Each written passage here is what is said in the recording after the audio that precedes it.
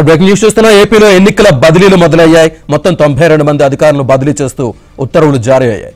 ఎన్నికల ప్రక్రియతో నేరుగా సంబంధం ఉన్న మున్సిపల్ కమిషనర్లు, ఇతర అధికారులు బదిలీలకు రంగం సిద్ధమైంది. లోక్సభ, రాష్ట్ర శాసనసభ ఎన్నికల నేపథ్యంలో కేంద్ర ఎన్నికల సంఘం ఆదేశాలతో ఈ బదిలీలు చేస్తున్నట్లు స్పెషల్ చీఫ్ సెక్రటరీ శ్రీలక్ష్మి ఉత్తర్వుల్లో పేర్కొన్నారు. ఈ మేరకు GORT నంబర్ 105ను జారీ చేశారు.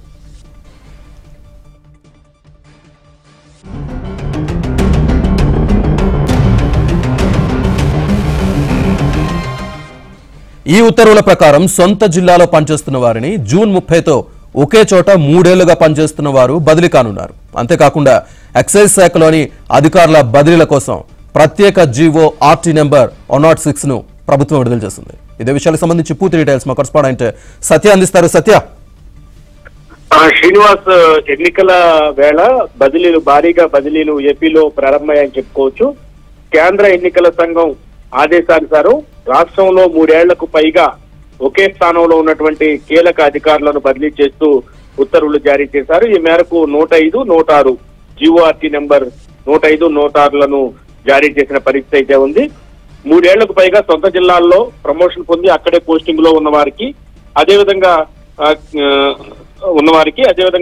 3 ఏళ్లకు పైగా అక్కడే ఉన్న వారికి బదిలీ చేయాలని చెప్పి కేంద్ర ఎన్నికల సంఘం సూచనలు చేసింది. ఆ సూచనలు అనుసరించి వారిని అక్కడి నుంచి బదిలీ చేయాలని నిర్ణయించారు. దానిలో భాగంగా రాష్ట్ర వ్యాప్తంగా 92 మంది కమిషనర్లను, మున్సిపల్ కమిషనర్లను బదిలీ చేస్తూ నిర్ణయం తీసుకున్నారు.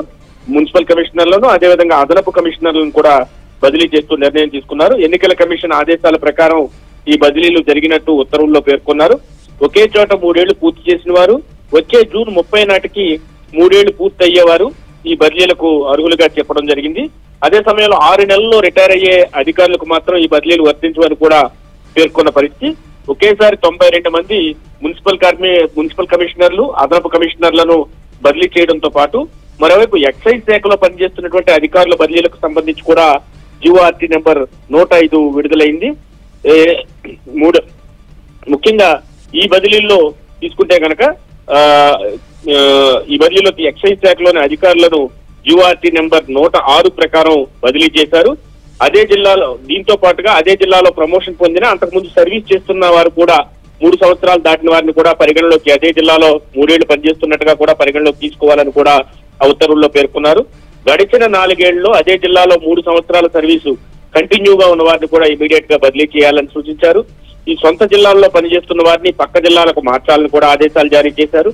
దీంతో ఎన్నికల విధులతో నేరుగా సంబంధం ఉన్న అధికారులు ఎవరైతే ఉన్నారో వారందరినీ బదిలీ చేయాలని ఆ 2 ఉత్తర్వుల్లో కూడా పేర్కొన్నారు. దీని ప్రకారం సుమారు 92 మంది కమిషనర్లు, అదనపు కమిషనర్లతో పాటు ఎక్సైజ్ శాఖలో సబ్ ఇన్స్పెక్టర్ స్థాయి అధికారులను కూడా భారీ ఎత్తున బదిలీలు అయితే చేసిన పరిస్థితి అయితే ఉంది. ఎన్నికల వేళ ఈ బదిలీలు ఒక రకంగా ఎన్నికల ప్రక్రియ సజావుగా జరిగేందుకు కేంద్ర ఎన్నికల సంఘం ఆదేశానుసారం ఈ బదిలీలు చేసినట్లుగా ప్రిన్సిపల్ సెక్రటరీ వై శ్రీలక్ష్మి ఉత్తర్వుల్లో పేర్కొన్న పరిస్థితి అయితే ఉంది. Right Satya, thank you.